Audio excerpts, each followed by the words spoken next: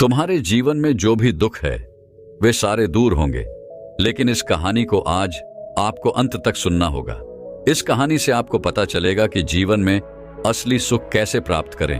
तो चलिए दर्शकों, आज के बौद्ध कहानी की शुरुआत करते हैं। दोस्तों, हम अपने जीवन में हमेशा सुख के पीछे भागते रहते हैं। हर एक मनुष्य को सुख चाहिए। हर एक मनुष्य को अपना जीवन सुख में बिताना है। आपने अपने जीवन में क्या कुछ नहीं किया होगा, लेकिन क्या आपके जीवन में सुख आता है? आखिर यह सुख कहाँ रहता है? यह सुख हमें कैसे मिलेगा? क्या इसका कोई पता बता सकता है? यह पूरी दुनिया केवल सुख के पीछे भाग रही है, पर सुख कोई वस्तु तो नहीं जिसे आपने जब चाहा उसे हासिल कर लिया। और जो सुख हमारे जीवन में कभी कभी आते हैं वह भी वास्तविक नहीं है, क्योंकि वे सुख हमें केवल इसीलिए महसूस हो पाता है क्योंकि उसके पहले हम अपने जीवन में दुख महसूस कर रहे थे। और जैसे ही वो दुख थोड़ा सा दूर होता है कि हमें सुख की अनुभूति होने लगती है। जैसे कि एक पति पत्नी शादी के कई वर्षों के बाद भी अपने पहले बच्चे का इंतजार कर रहे हैं। उनके पास सब कुछ है, लेकिन उनके पास कोई बच्चा नहीं है। इसलिए उनके पास सब कुछ होते हुए भी, उनके पास वो सारी सुख सुविधाएं होते हुए भी, उनके सारे सुख दुख में बदल जाते हैं। पर एक दिन उन्हें एक बच्चा प्राप्त हो ही जाता है। तब वह बहुत खुश हो जाते हैं, वह बहुत सुखी हो जाते हैं, वे सुख का अनुभव करते हैं। लेकिन जैसे जैसे समय बीतता जाता है, कुछ ही समय के बाद वे फिर से दुखी हो जाते हैं।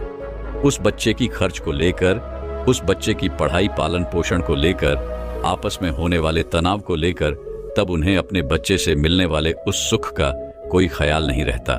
वह उसे भूल जाते हैं और फिर से एक बार वह दुख में जीने लगते हैं। इसी तरह यह पूरी दुनिया सुख के पीछे भागती ही रहती है, पर जब उन्हें सुख मिलता है तो उसे छोड़कर वह दुख को पकड़ लेते हैं। इस पूरे संसार में यदि किसी के पास सबसे कीमती शरीर है तो वह मनुष्य ही है। इस प्रकार से आपको सबसे ज्यादा सुखी होना चाहिए, लेकिन उसके बावजूद भी हम दुखी रहते हैं। यदि आप किसी से यह पूछेंगे कि आप दुखी क्यों हैं, तो अधिकांश लोग यही कहेंगे कि मेरी तो किस्मत खराब है, मेरा तो होना ही दुख है। इस प्रकार उसे अपने होने से जो खुशी मिलनी चाहिए वह नहीं है, बल्कि उसने अपने होने को ही अपना दुख बना लिया है।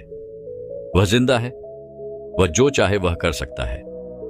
इस बात की उसे खुशी नहीं है, बल्कि उसे इस बात का दुख है कि उसके साथ कुछ गलत हो रहा है। लेकिन क्या आपने कभी इसके बारे में सोचा है कि हम ऐसा क्यों सोचते हैं? इसका बड़ा ही सीधा और सरल कारण है, और वह यह है कि हम मनुष्य कभी भी बाहर की ओर खुशियां ढूंढते हैं। हम खुशियां दूसरों में ढूंढने में लगे रहते हैं। क्या दूसरे लोग, बाहर के लोग आपको सुख दे सकते हैं? क्या उन्होंने कभी आपको कोई सुख दिया है? तो यहां पर एक प्रश्न और उठता है कि क्या आप अपने आसपास के लोगों से खुश हैं? यह सवाल अपने आप से पूछकर देखिए। आपको इसका जवाब हमेशा कुछ इसी प्रकार मिलेगा कि इसने तो मेरे साथ ऐसा किया है, ये मेरे साथ धोखा करता है, इसने मेरे साथ अच्छा नहीं किया, मैं तो इसे पसंद तक नहीं करता, मैं तो इसकी शक्ल तक नहीं देखना चाहता। वो सब आपके पास हो या ना हो, आप कभी भी उनके पास रहकर अपने आप को खुश नहीं महसूस करते, बल्कि उनके द्वारा दिए गए दुखों को ही याद करते हो। बहुत से ऐसे लोग भी आपको मिले होंगे जो ये कहते हैं कि ये जीवन व्यर्थ है, मैंने अपने इस जीवन में कुछ नहीं किया और ना कुछ कर सकूंगा, मेरा जीना व्यर्थ है, मैं इस जीवन से हार चुका हूं और अब मुझे कोई रास्ता नजर नहीं आता, सब बेकार है। तो ऐसा क्यों होता है? वास्तविकता तो यह है कि इन्होंने अपने जीवन में कुछ ना कुछ ऐसा हारा है जो इन्हें अपने जीवन से भी बड़ा लगता है। और वह क्या था? वह था इनका सुख। और सुख इनके भीतर नहीं था, बल्कि बाहर की दुनिया में था, जिसे इन्होंने खो दिया, क्योंकि यह बाहर की दुनिया में ही मिले हुए सुख को अपना सुख समझते हैं। ये बाहर की चीजों पर ही अटके रहते हैं, लेकिन ये कभी अपने भीतर की ओर नहीं जागते कि जिस सुख के पीछे ये भाग रहे हैं वे सुख तो इनके भीतर ही है। इसे और अच्छे से समझाने के लिए आज जो कहानी मैं आपको सुनाने वाला हूं, इसे बहुत ही ध्यानपूर्वक सुनिएगा, तभी आप यह समझ पाएंगे कि जिस सुख के पीछे आप भाग रहे हैं वह असल में सुख नहीं बल्कि दुख है। और जिस सुख को आप देख नहीं पा रहे, वास्तविकता में वही आपका सही सुख है। एक नगरी में एक व्यक्ति रहा करता था। वह व्यक्ति अपने दुखों से बहुत परेशान था। वह हमेशा इन्हें लेकर चिंतित रहता, मन ही मन चिंतित रहता। वह अपने दुखों से छुटकारा चाहता था, लेकिन वह क्या करे, उसे कुछ समझ नहीं आ रहा था। जिस प्रकार यदि हम किसी समस्या में फंस जाते हैं तो हमें भी यह समझ नहीं आता कि हम क्या करें, कैसे करें, जिससे हम इस समस्या से छुटकारा पा सके। जिस कारण हम भी सुख ढूंढने के लिए निकल पड़ते हैं, प्रार्थनाएं करते हैं, ईश्वर के सामने हाथ जोड़ते हैं, जादू टोना, चमत्कार और ना जाने क्या क्या हम उपाय भी कर लेते हैं, लेकिन जो सुख हम चाहते हैं वह हमें तब भी प्राप्त नहीं होता। उसी प्रकार वह व्यक्ति भी अपने दुखों से बहुत परेशान था और वह अपने दुखों से छुटकारा चाहता था। वह इनसे मुक्त होना चाहता था। एक दिन वो यूं ही परेशान बैठा हुआ था, तभी उसके पास उसका एक मित्र आया। उस व्यक्ति के मित्र ने उससे कहा, मित्र क्या बात है, तुम इतने परेशान क्यों लग रहे हो? इस पर वह व्यक्ति कहता है, मित्र मेरे जीवन में अनेकों दुख हैं और मैं इनसे बहुत परेशान हो चुका हूं। मैं एक दुख से निकलता हूं तो मुझे और भी दुख घेर लेते हैं। मैं इनसे बहुत परेशान हो चुका हूं और मैं इनसे छुटकारा चाहता हूं। तभी उस व्यक्ति के मित्र ने उससे कहा कि पास ही के जंगल में एक बौद्ध भिक्षु रहते हैं, तुम उनके पास जाओ। वह सभी की समस्याओं का निवारण करते हैं। तुम्हारी भी समस्या का निवारण अवश्य करेंगे। तुम एक बार जाके उनसे मिल लो। वह व्यक्ति अपने मित्र की बात मान अपने मित्र की जाता है और अगले ही दिन वह उन बौद्ध भिक्षु के पास पहुंच जाता है और उनसे कहता है महाराज, मैं बहुत दुखी हूं। मेरे जीवन में इतने दुख है कि मैं इनसे बहुत परेशान हो चुका हूं। मैं अपने इन दुखों से छुटकारा चाहता हूं। कभी कभी तो ऐसा लगता है कि मुझे इस जीवन को त्याग देना चाहिए। अब मेरे लिए इस जीवन में कुछ नहीं बचा, केवल दुख ही दुख है और मैं चाहकर भी इनसे निकल नहीं पा रहा। क्या आप मेरी समस्या का निवारण कर सकते हैं? क्या आपके पास कोई ऐसा उपाय है जिससे मैं अपने इन दुखों से मुक्त हो जाऊं? इस पर वो बौद्ध भिक्षु मुस्कुराने लगे और उस व्यक्ति से कहते हैं, बेटा, मैं तुम्हारे दुखों का निवारण तो नहीं कर सकता, क्योंकि मैं तुम्हारे दुखों को देख नहीं सकता। जिसकी समस्या है उसे वही खत्म कर सकता है। तुम्हारा दुख, तुम्हारी दुखों का कारण और उसका निवारण तुम्हें ही करना होगा। इस पर वह व्यक्ति कहता है महाराज, यदि मैं अपने दुखों का कारण आपको बता दूं, तब क्या आप उसे खत्म कर सकते हैं? इस पर वह बौद्ध भिक्षु मुस्कुराने लगे और उस युवक से कहते हैं, अवश्य तुम जाओ और अपने दुखों का कारण ढूंढ कर लाओ। वह व्यक्ति इतना सुनकर खुशी खुशी अपने घर लौट जाता है और अगले दिन उन बौद्ध भिक्षु के पास वापस आता है और कहता है महाराज, मुझे अपने दुखों का कारण मिल गया। इस पर वह बौद्ध भिक्षु कहते हैं, बहुत बढ़िया, बताओ आखिर तुम्हारे दुखों का क्या कारण है? इस पर वह व्यक्ति कहता है महाराज, मेरी पत्नी जो मेरा कहा नहीं मानती। मैं उससे चाहे कुछ भी कहूं वह मेरी एक नहीं सुनती। मेरे बच्चे भी अपनी मां पर गए हैं, वह भी मेरा कहा नहीं मानते। यहां तक कि मेरे मित्र भी कभी मेरी मदद नहीं करते और मेरे मालिक जो मेरा वेतन काट देते हैं और मेरी तनख्वाह कभी नहीं बढ़ाते और बेवजह ही मुझे डांटते रहते हैं, फटकार लगाते रहते हैं, लोगों के सामने मुझे शर्मिंदा करते रहते हैं। और इतना ही नहीं, मेरे पड़ोस में रहने वाला वह शामू भी हर रोज नई नई वस्तुएं लाता है, जिसे देखकर मेरे मन में ईर्ष्या उत्पन्न होने लगती है। वह मुझे सामान दिखा दिखा कर जलाता है। यह बात बौद्ध भिक्षु ने बड़ी ध्यानपूर्वक सुनी और उसके बाद उस युवक से कहते हैं, चलो तुम्हें तुम्हारे दुखों का कारण तो पता चल गया, अब अपने दुखों का निवारण भी तुम ढूंढ सकते हो। जब तुम्हें तुम्हारे दुखों का निवारण मिल जाए तब तुम मुझे आकर बता देना। वह व्यक्ति उन बौद्ध भिक्षु की यह बात सुनकर खुशी खुशी वहां से चला जाता है और अगले दिन से वह अपने दुखों का निवारण ढूंढने लगता है। वह हर एक समस्या को बड़ी बारीकी से देखता और समझता है और फिर अगले दिन वो उन बौद्ध भिक्षु के पास वापस पहुंचता है। तभी वो बौद्ध भिक्षु उस व्यक्ति से कहते हैं, क्या तुम्हें तुम्हारे दुखों का निवारण मिल गया? इस पर वह व्यक्ति जोर से हंसते हुए कहता है, हाँ महाराज, मैंने अपने दुखों का निवारण ढूंढ लिया है। इस पर वह बौद्ध भिक्षु उस युवक से कहते हैं, बहुत अच्छे, तो अब बताओ कि तुम्हारे दुखों का निवारण क्या है? तभी वह व्यक्ति उन बौद्ध भिक्षु से कहता है महाराज, यदि मेरी पत्नी मेरी बात मानी शुरू कर दे तो मुझे बुरा नहीं लगेगा और उसे देख देख कर मेरे बच्चे भी मेरी बातों का पालन करना शुरू कर देंगे, मेरा सम्मान करेंगे, मेरी बातों को अहमियत देंगे और रही बात मेरे मित्रों की, तो जब मैं उनसे मदद मांगूं तो वह मेरी मदद अवश्य करे। और मेरा मालिक जो मुझे बात बात पर डांटता रहता है, वो मेरे कामों की प्रशंसा करने लगे, मेरा वेतन बढ़ा दे। और रही बात मेरे पड़ोसी की, तो मेरे पास उससे अधिक धन हो, ताकि जो कोई भी वस्तुएं मैं खरीदूं तो मैं उसे दिखा सकूं, लेकिन वह खरीद ना पाए। इस पर वह बौद्ध भिक्षु मुस्कुराते हुए उस व्यक्ति से कहते हैं, बेटा, जब तुमने अपने दुखों का कारण भी ढूंढ लिया है और निवारण भी ढूंढ लिया है, तो जाओ अपने दुखों को सुखों में बदल दो। इस पर वह व्यक्ति उन बौद्ध भिक्षु से कहता है महाराज, पर यह कैसे संभव होगा? आपने तो मुझे कुछ बताया ही नहीं। जब तक यह संभव नहीं होगा तब तक तो मैं हमेशा दुख में ही रहूंगा। आप मुझे कोई ऐसी विधि बता दीजिए, ऐसा कोई मंत्र दे दीजिए जिससे मेरे दुखों का निवारण हो जाए। मैं जो चाहता हूं बिल्कुल वैसा ही हो। तभी वह बौद्ध भिक्षु उस युवक से कहते हैं, बेटा, जिस प्रकार का निवारण, जिस प्रकार का समाधान तुम चाहते हो, मैं वैसा कुछ नहीं करता, मैं वैसा कुछ कर भी नहीं सकता। तभी वह व्यक्ति उन बौद्ध भिक्षु से कहता है महाराज, मैंने सुना है कि एक तांत्रिक है, उसके पास ऐसी अलौकिक शक्तियां हैं जिसे वह सभी की समस्याओं का समाधान कर सकता है।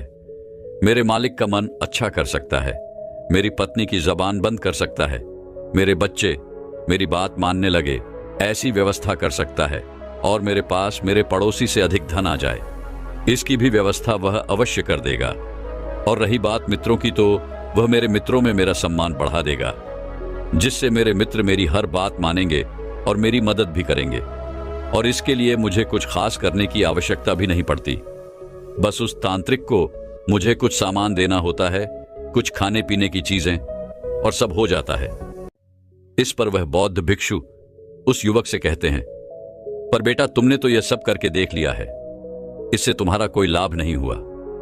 तभी वह व्यक्ति इसके जवाब में कहता है महाराज, मैंने ऐसा कुछ नहीं किया है। वो तो मेरा पड़ोसी है जो उनके पास जाता है। यहां तक कि मेरा मित्र, मेरी पत्नी, मेरे बच्चे और मेरा मालिक भी उन्हीं के पास जाते हैं और अपनी समस्या का समाधान आसानी से करवा लेते हैं। तभी वह बौद्ध भिक्षु उस युवक से कहते हैं, बेटा, जब तुम्हें यह सब पता है कि वह तांत्रिक इतना शक्तिशाली है, तो तुम मेरे पास क्या कर रहे हो? जाओ और अपने दुखों का निवारण कर लो। क्या पता वह तांत्रिक तुम्हारी बात मान ले और तुम्हारा जीवन सुखों से भर दे। वह बौद्ध भिक्षु के मुख से यह बात सुनकर वह व्यक्ति बड़ी प्रसन्नता के साथ वहां से चल पड़ा और उन तांत्रिक के पास पहुंचा। उस तांत्रिक ने उस युवक से कुछ पैसे ऐंठे, कुछ रीति रिवाज करवाए, कुछ मंत्र बताएं और कुछ खाने पीने की चीजें भी ले ली, और उसके बाद कुछ क्रिया करने को कहा जिससे उसका जीवन सुखों से भर जाएगा।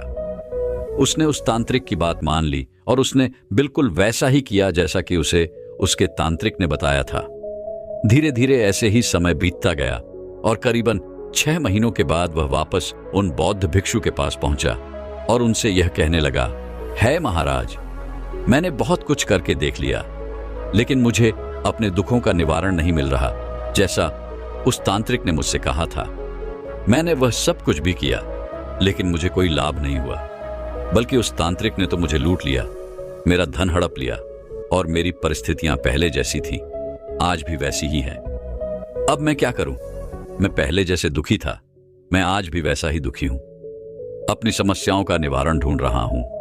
है महाराज, क्या आप मुझे कोई निवारण दे सकते हैं? क्या आप मेरी कोई समस्या का समाधान कर सकते हैं? इस पर वह बौद्ध भिक्षु जोर से हंस पड़े और कहने लगे, इस संसार में दुख है, पर हम अपने दुखों को नहीं पहचानते, इसीलिए उसका कारण भी नहीं जान पाते।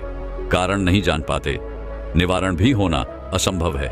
इसलिए अपने आप को पहचानो, अपने आप को जानो, अपने भीतर झांको। तभी वह व्यक्ति उन बौद्ध भिक्षु से कहता है महाराज, पर इसके लिए मुझे क्या करना होगा?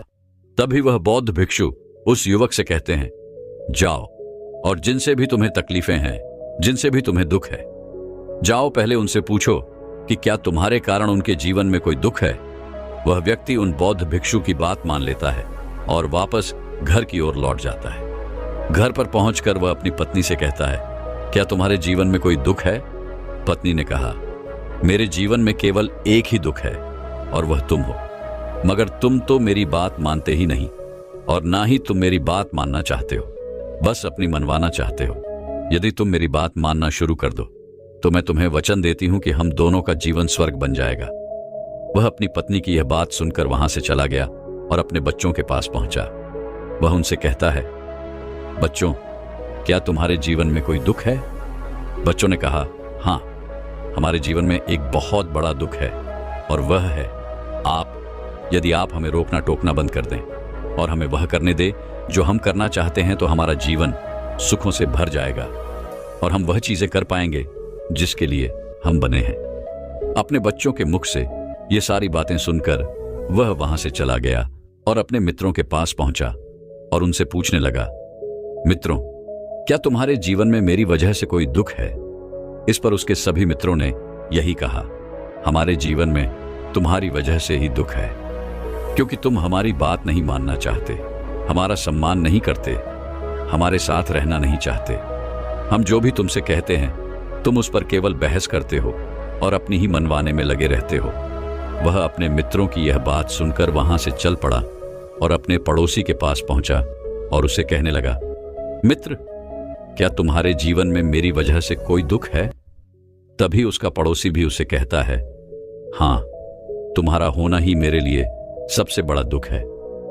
हम किस हाल में, इससे तुम्हें कोई फर्क नहीं पड़ता, तुम्हें तो केवल अपनी खुशी पसंद है। जब तुम खुश होते हो तो मैं दुखी रहता हूं, तुमसे मुझे ईर्ष्या होती है, तुमसे मुझे जलन होती है। तुम इतने खुश कैसे रहते हो जबकि तुम्हारे पास मुझसे कम धन है, जबकि तुम्हारे पास वह सारी सुख सुविधाएं भी नहीं है? फिर तुम अपने जीवन में खुश कैसे हो? वहां जाकर उसे यह पता चला उसका पड़ोसी उसके खुश होने से दुखी है, जबकि वह तो खुद ही मन दुखी रहता है। सभी लोगों की बात सुनने के बाद वह अपने मालिक के पास पहुंचा और उनसे भी उसने यही सवाल किया। इस पर उसका मालिक चिल्लाते हुए उसे कहता है, तुम बिल्कुल मूर्ख हो, तुम्हें कोई काम ढंग से नहीं आता। एक तो तुम समय पर नहीं आते हो और दूसरा तुम कोई काम भी ढंग से नहीं करते और उस पर भी तुमको तनख्वाह बढ़ाकर चाहिए। तुम्हारी एक बहुत बुरी आदत है, तुम कभी किसी की बात नहीं मानते। मैं तुमसे कितना भी कहूं लेकिन तुम मेरे कभी किसी काम को समय पर नहीं करते हो और ना ही तुम अपने काम को सही ढंग से कर पाते हो। अपने मालिक के मुख से यह सारी बातें सुनकर चुपचाप वह निराश होकर उन बौद्ध भिक्षु के पास वापस लौटा और दोनों हाथ जोड़कर वो उनसे कहने लगा, है महाराज, मुझे तो लगता था कि मेरे जीवन में दुखों का कारण वह लोग हैं जिनके साथ मैं रहता हूं, लेकिन मुझे तो अब यह पता चल रहा है कि मैं उन लोगों के दुखों का कारण हूं। यह बात मुझे कुछ समझ नहीं आ रही, आखिर यह कैसे हुआ? तभी वह बौद्ध भिक्षु उस युवक से कहते हैं, बेटा, इस संसार में हर एक व्यक्ति, हर एक मनुष्य एक दूसरे के सुख और दुख का कारण बना हुआ है, क्योंकि हमारे दुख और सुख दूसरों पर निर्भर होते हैं। यदि तुम्हारी पत्नी अच्छे से मुस्कुराकर बात कर ले तो इस पर तुम खुश हो जाते हो, तुम्हारी बात मान ले तो तुम अपने आप को सुखी महसूस करते हो, बच्चे तुम्हारी बात मान ले तो तुम खुश हो जाते हो। लेकिन वही दूसरी तरफ अगर वो अपनी बात पर अड़ जाए तो तुम दुखी हो जाते हो। कोई हमारी प्रशंसा करे तो हमें खुशी मिलती है और कोई हमारी बुराई कर दे तो हमें दुख होता है। तो हमारे दुखों और सुखों का कारण हम नहीं बल्कि वह दूसरे लोग हैं, क्योंकि हमने अपने जीवन की दौड़ उनके हाथों में सौंप दी है। वो जब चाहे, जैसा चाहे, जैसा हमें वैसा अनुभव करा सकते हैं, अपनी उंगलियों पर हमें नचा सकते हैं। अगर तुम इन बातों को छोड़ दो तो क्या तुम्हारे जीवन में कोई दुख है?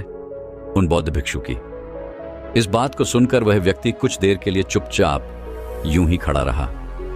काफी देर सोच विचार करने के बाद उसने उन बौद्ध भिक्षु से कहा, नहीं गुरुवर, वैसे तो मेरे जीवन में कोई दुख नहीं है, लेकिन अब मेरे मन में एक सवाल है। आप जो कह रहे हैं कि मैं उन लोगों की वजह से दुखी हूं जो मेरे साथ है, तो इसका अर्थ क्या है? क्या मैं उनका साथ छोड़ दूं? तभी वह बौद्ध भिक्षु एक बार फिर मुस्कुराने लगे और उस व्यक्ति से कहते हैं, चलो मुझे तुम्हें कुछ दिखाना है। इतना कहकर तो बौद्ध भिक्षु उस व्यक्ति को एक तालाब के किनारे ले गए और फिर कहने लगे, क्या तुम्हें इस तालाब में सब कुछ साफ साफ दिखाई पड़ रहा है? क्या तुम अपने आप को साफ साफ देख पा रहे हो? इस पर वह व्यक्ति कहता है, हाँ महाराज, मैं अपने आप को साफ साफ और स्पष्ट देख पा रहा हूं। तभी वह गुरुर उस व्यक्ति के पास आए और उन्होंने उस पानी को थोड़ा सा हिला दिया। उस पानी में थोड़ी हलचल मचा दी और कहने लगे, यह वह दुख है जो तुम्हारी पत्नी ने तुम्हें दिया है, और यह वही दुख है जो तुम अपनी पत्नी को दे रहे हो। आगे वो बहुत भिक्षु एक बार फिर उस पानी में हलचल मचाते हुए कहते हैं, यह दुख तुम्हें तुम्हारे बच्चों ने दिया है, और यह वही दुख है जो तुम अपने बच्चों को दे रहे हो। इसी प्रकार तुम्हारा मालिक, तुम्हारे मित्र, तुम्हारा पड़ोसी तुम्हें दुख देते जा रहे हैं, और बदले में तुम भी उन्हें दुख देते ही जा रहे हो।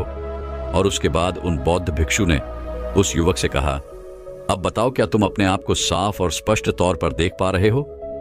तभी वह व्यक्ति कहता है, हे महाराज, इस पानी में इतनी हलचल है कि मुझे कुछ भी नजर नहीं आ रहा। पहले तो मैं अपने आप को साफ और स्पष्ट देख पा रहा था, लेकिन अब तो मुझे कुछ नजर नहीं आ रहा।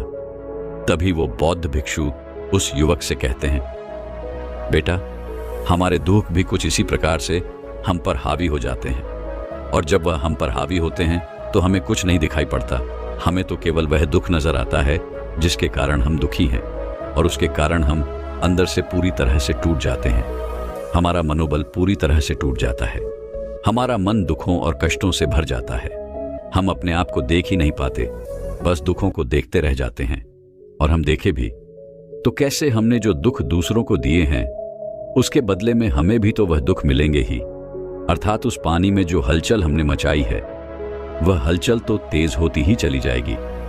वास्तविक तौर पर हम अपने अहंकार की संतुष्टि प्रदान करने के लिए यह सब कुछ करते रहते हैं, क्योंकि हमें किसी के सामने झुकना नहीं है, किसी की बात माननी नहीं है, कि हमें तो केवल अपनी बात माननी है। और ऐसे समय पर हम शांत रहना भूल जाते हैं। तब इसी प्रकार की लहरें लगातार पानी में उड़ती रहती हैं, और वह हमें पूरी तरह से ढक लेती है, जिस कारण हम ऐसे ही दुखों में घिरे रहते हैं। और ऐसा भी नहीं है कि यह लहरें रुकती नहीं है जब पानी में कोई हलचल ना हो, किसी प्रकार की कोई क्रिया ना हो, तो यह लहरें खुद ब खुद रुक जाती हैं। जब सुख की हवा चलती है, जब सुख की अनुभूति होती है, लेकिन यह कितनी देर के लिए रहती है। जैसे ही एक फिर हवा बहती है, तो फिर इस पानी में एक और लहर उठ पड़ती है, जिस कारण हमारा मन साफ नहीं हो पाता। और इसी कारणवश ना तो हम अपने आप को समझ पाते हैं और ना ही देख पाते हैं। तभी बौद्ध भिक्षु आगे उस युवा से कहते हैं, बेटा, रुक जाओ, कुछ देर के लिए इस पानी को ठहरने दो। जब वह पानी ठहर गया, उसके बाद उन बौद्ध भिक्षु ने एक बार फिर उस युवक से कहा, अब क्या तुम इस पानी में अपने आप को देख पा रहे हो? इस पर वह व्यक्ति कहता है, हाँ महाराज, अब मैं साफ साफ और स्पष्ट तौर पर अपने आप को देख पा रहा हूं। तभी वह बौद्ध भिक्षु उस युवक से कहते हैं, बेटा, ठीक इसी प्रकार जब तुम्हारे मन की तादाद में हलचल होती है, तो इसी प्रकार लहरें उठने लगती हैं। लेकिन तब तुम्हें धैर्य रखना चाहिए, ताकि यह लहरें शांत हो सकें और तुम साफ साफ देख सको कि तुम कोई दुखी व्यक्ति नहीं हो, तुम तो सुखी हो, क्योंकि तुम्हारे भीतर शांति है। लेकिन जब तुम अपने अहंकार को साबित करने के लिए बाहर की दुनिया में लड़ पड़ते हो, यह दिखाने के लिए कि तुम श्रेष्ठ हो और तुमसे और कोई नहीं, तो ये लहरें तेज हो जाती हैं, और ये लहरें इतनी तीव्र हो जाती हैं कि फिर इसके अंदर कुछ भी देख पाना असंभव हो जाता है। और तब तुम्हें दुखों का एहसास होता है, और तुम्हारा पूरा जीवन इन्हीं लहरों में बहता चला जाता है। तुम अपने जीवन में उलझ कर रह जाते हो, इसे कभी शांत करने का प्रयास नहीं करते। उन बौद्ध भिक्षु की ये सारी बातें सुनकर उस व्यक्ति को अपनी गलती का एहसास हो चुका था। उसने उन बौद्ध भिक्षु को प्रणाम किया और वापस अपने घर की ओर लौट गया। इसके बाद से उसकी पत्नी, उसके बच्चे, उसके मित्र, उसका पड़ोसी, यहां तक कि उसके मालिक भी जो कुछ उससे कहते थे, वो उन सब की बातें बड़ी सरलता और सहजता से स्वीकार कर लेता था, जिस कारण उसका मन कभी विचलित नहीं होता था। उसने अपनी हर समस्या का समाधान मुस्कुराते हुए किया। दोस्तों, हमारे जीवन में भी कुछ ऐसा ही होता है। हमारे दुख हमारे कारण नहीं